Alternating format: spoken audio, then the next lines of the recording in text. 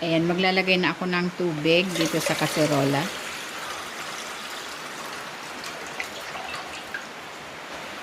Ilalagay ko na rin itong mga ricado. Meron ako dyan kamatis, sibuyas, luya at bawang.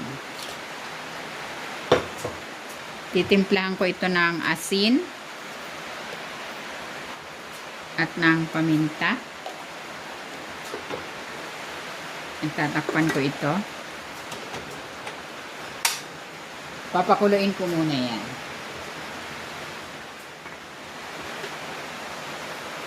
Ayan, kumukulo na.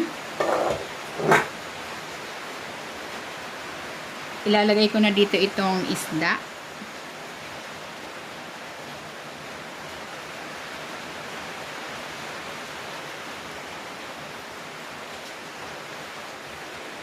Ilalagay ko na rin itong talbos ng kamuting kahoy. Ayan, dito sa Bicol, hindi lang ito niluluto sa gata. Pwede rin itong ilagay sa ganitong luto.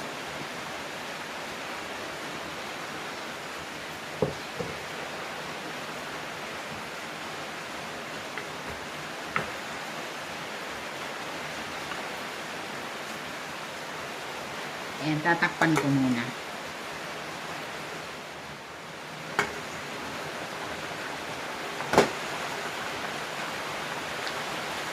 Titimplahan ko na ito ng patis, pampalasa. Pwede kayong maglagay ng mga pampalasa of your choice.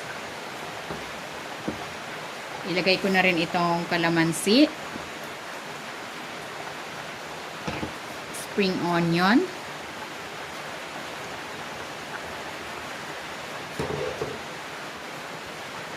lalagay ko na rin itong ceiling green.